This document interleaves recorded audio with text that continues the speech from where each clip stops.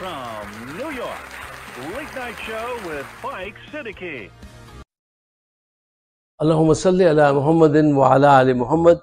Welcome to the show and my name is Faik Hussain Siddiqui. साहिबों, जैसे जैसे वक्त गुजर रहा है और इलेक्शन का वक्त करीब आ रहा है, पाकिस्तान में सियासी एक्टिविटीज बहुत तेजी से आगे बढ़ रही हैं। आने वाले सिर्फ 2 महीने में आप देखेंगे कि कितनी तेजी से वाकयात रोनुमा होंगे। उसके लिए आप सब तैयार हो जाइए। देखिए, जज जो होते हैं उनका काम क्या होता है? जज का काम सच तलाश करना है, और पाकिस्तानी जज सच नहीं डॉलर तलाश करते हैं। और यही वजह है कि अदलिया अब उस मुकाम पे आ गई है कि जजेस गालियां बक रहे हैं अदालत में खड़े होकर। इतने प्रेशर में ले आई हैं मरियम नवाज, उन्हें इतने प्रेशर में ले आई हैं कि तौबा कोई ऐसे प्रेशर में ना आए। देखिए, तोशा खाना केस जो है वो भी आप सबको पता है क्या है। उसमें भी वो जज जो दिलावर हैं उनको प्रेस किया गया है कि जल्दी से फैसला दो, इमरान को बंद करो।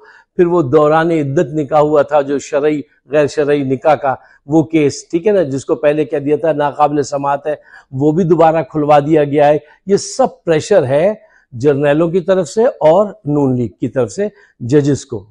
अच्छा साहब, देखिए, जब कोई माशरा करप्ट होता है ना, तो वो उस वक्त तक करप्ट नहीं हो सकता जब तक कि उसकी अदलिया करप्ट ना हो। जब अदलिया करप्ट होती है तो ही वही माशरे करप्ट होते हैं जहां अदलिया बहुत करप्ट होती है। आप देख लीजिएगा इसको। आप मिसाल हमारे सामने मौजूद है। देखिए, बरतानिया में एक जज जो है उसकी जिंदगी गुजर जाती है तो वो बहुत मुश्किल से एक मकान बना पाता है। कुछ ऐसे हैं जो मकान बना भी नहीं पाते। हमारे जज पाकिस्तान में काम करते हुए बरतानिया में 3 प्रॉपर्टीज घर बनाए फाइजी साहब ने। और जब ये मुकदमा चला था तो उस पर रूलिंग ये आई थी कि जजेस और उनकी फैमिली की जायदाद के मुतालिक कोई सवाल न पूछा जाए, वरना तौहीन अदालत हो जाएगी और आपको जो है जेल में जाना पड़ेगा। यार, ये किस किस्म के लोग हैं, ये किस किस्म की अदालतें हैं। अच्छा, अब let's get to the point. आज जो खबर मिली है वो ये खबर मिली है कि जज साहब ने इमरान खान के तोशा खाना केस में उनके जो वकील हैं गौहर साहब, उनको बाकायदा बहुत बुरे अल्फाज कहे और गाली गलौज तक नौबत आ गई। अच्छा, वो हुआ क्या है? हुआ ये है कि देखिए, तोशा खाना केस सबको पता है कि किसने क्या लूटा, और उसने घड़ी ली तो बेची तो घर की सड़क बनवा दी सामने की, ठीक है ना। तो उसको इन्होंने एग्जेजरेट किया। वो जो कारें लेके भाग गए नवाज शरीफ और जरदारी और सब लोगों ने पता नहीं क्या किया, वो 30% देकर, या किसी ने कुछ भी नहीं दिया, इन्होंने 50% रकम अदा की थी इमरान खान ने, ठीक है ना, और सब पेपर पे लिख के किया था, उस पे झूठा ये कर लिया। अच्छा, सबको पता है कि ये क्या इसका अंजाम है। लेकिन जज जो है उनका नाम है दिलावर खान। अच्छा, दिलावर साहब जो है, पिछले जमाने में दिलावर नाम होता था बड़े माचो लोगों का, जरा बिल्ड में वो हैवी माचो मैन। एक फिल्म में तो कोई डाकू भी थे दिलावर साहब। खैर, काम तो ये भी वही कर रहे हैं डाकुओं वाला, आई एम सॉरी टू से। तो लेकिन ये देखिए, इनको एहतराम करना चाहिए कि ये अदलिया में बैठे हैं, वहां के जज हैं, इनको ऐसी बात नहीं करनी चाहिए। अच्छा, गौहर साहब ने क्या किया? गौहर साहब जो वकील हैं इमरान खान के, वो इंतहाई ज़हीन आदमी हैं। उनको ये पता है कि अदालत में खड़े होकर किस तरह के सवालात पूछने चाहिए, क्योंकि देखिए, सवाल पूछने का ताल्लुक जो होता है वो आपकी जहानत से होता है, जवाब देने का ताल्लुक आपकी इंफॉर्मेशन से होता है। जितनी ज्यादा इंफॉर्मेशन होगी इतना अच्छा आप जवाब दे देंगे। लेकिन आप अदलिया में ऐसे सवालात खड़े कर सकते हैं कि पूरे केस का रुख मोड़ दें। वही इन्होंने किया गौहर साहब ने। ये वकील जो हैं इमरान खान साहब के, उन्होंने इनको ला के वो सफ़ात दिखाए फेसबुक के जहां पे ये इमरान खान को गालियां देते थे जज साहब दिलावर साहब, और कहा कि देखिए, आप शुरू से बायस हैं, आप आज तक इमरान खान के मुतालिक ये सब कुछ लिखते रहे, तो बराए मेहरबानी आप जो है ये इस केस से अपने आप को दूर कर लें, क्योंकि आप बायस हैं। ٹھیک ہے نا. اس پہ وہ بہت ناراض ہوئے. پھر انہوں نے ایک اور ثبوت پیش کیا. انہوں نے کہا دیکھیے آپ کے والد صاحب کی اور آپ کے بھائیوں کی یہ جو ہاؤسنگ اسکیم چل رہی ہے اس میں کتنا بڑا فراڈ اور یہ کیا کچھ کیسے عمل میں آئی ہے اس کے بھی یہ ثبوت ہے. پھر تو وہ آپے سے باہر ہو گئے. پھر تو انہوں نے کہا اتنے ریتے تو وہ جو ہے وہ انہوں نے بہت برا مانا اور انہوں نے بہت ہی بدزبانی کی. ٹھیک ہے, دیکھیے یہ ان کو زیب نہیں دیتا کہ ویسی بدزبانی کریں. اب کم از کم جو اوپر بیٹھے ہوئے لوگ ہیں ان کو چاہیے کہ کچھ تو احترام رکھو یار, کچھ کہیں تو ٹھہرو. ان کو جب تک کہ ان کی ذہنی حالت ٹھیک نہ ہو جائے ان کو اس مقدمے سے دور رکھنا چاہیے.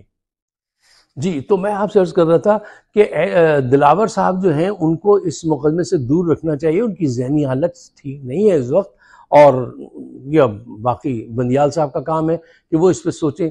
صاحب آج کل جو پریشر آ رہا ہے مریم نواز اور شہباز شریف اور دیگر جرنیلوں کی طرف سے عدالتوں پر, وہ بہت ٹریمنڈس ہے.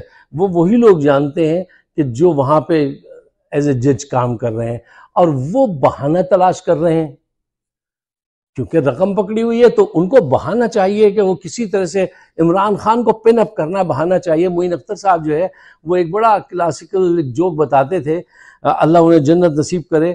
وہ کہنے لگے کہ ایک پولیس آفیسر جو تھا اس کی پوسٹنگ ایک گاؤں میں ہوئی, اور گاؤں میں بہت سارے لوگوں کا اس نے چالان کیا. کچھ بہانہ بناتا تھا, چالان کر دیتا تھا, بند کر دیتا تھا لوگوں کو. ایک مولوی صاحب تھے, ان کا چالان نہیں کر پایا. جب اس کے ٹرانسفر کا وقت آ گیا, اب اس سے دوسرے گاؤں میں جانا تھا, تو اس کو بڑا افسوس ہوا یار میں نے بڑے لوگوں کا چالان کر دیا, یہ مولوی جی جو ہیں یہ آج تک بچے ہوئے ہیں اور میں ان کا چالان نہیں کر پایا. وہ اسی غم اور اس میں کھڑا ہوا تھا کہ سامنے سے دیکھا پہاڑی پہ سے مولوی صاحب اتر رہے ہیں اب سائیکل چلاتے ہوئے. اب سائیکل چلاتے ہوئے اچانک سائیکل لڑکھڑائی اور پھر سنبھل گئی.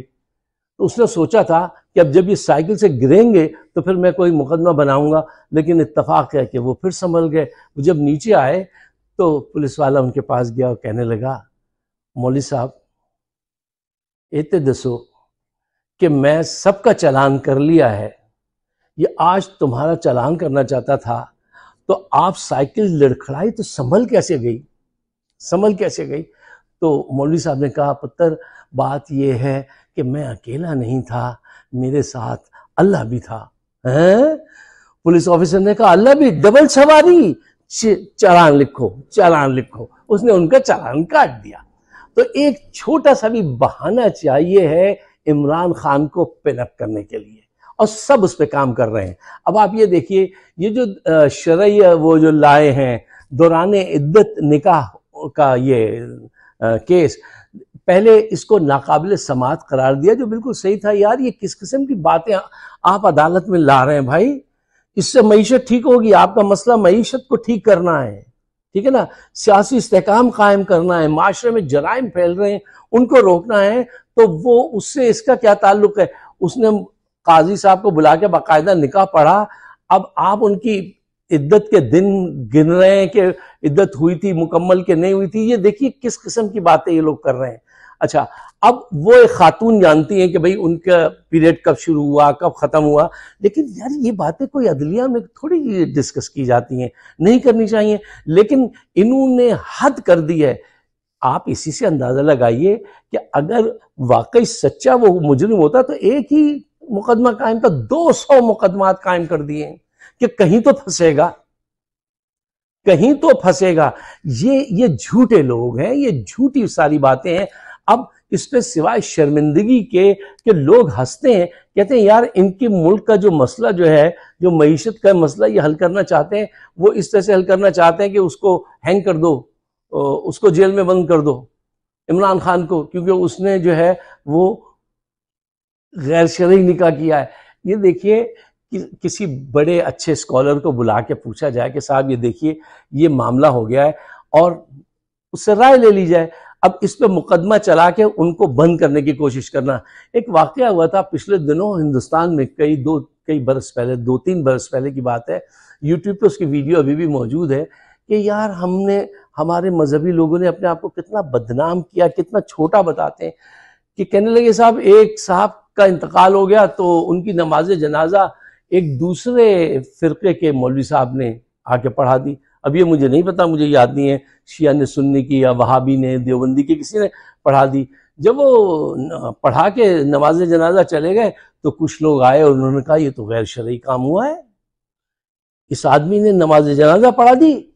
آپ صاحب سب وہ لوگ جنہوں نے نماز جنازہ پڑھی آپ کے نکاح فاسد ہو گئے، جائیے دوبارہ شادیاں کیجیے، دوبارہ نکاح کیجیے. تو سب لوگ پورا گاؤں فاسد ہو گیا، پورے گاؤں کو دوبارہ شادی کرنی پڑے گی. تو شادی کرنی پڑی. یار اس دماغوں کو کیوں اتنا بند کیا ہے؟ دماغوں کو کھولیے.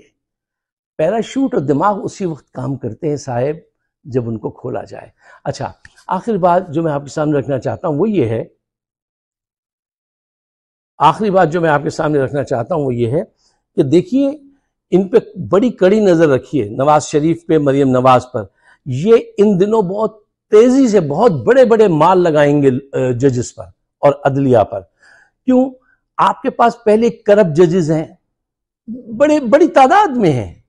مطلب آپ کو یاد ہے وہ جج رانا شمیم جو تھے، وہ چیف جسٹس تھے، انہوں نے حلفیہ بیان جھوٹا جو ثابت ہوا یا جھوٹا ہے ان کے حق میں لکھ کے دیا تھا نواز شریف کے.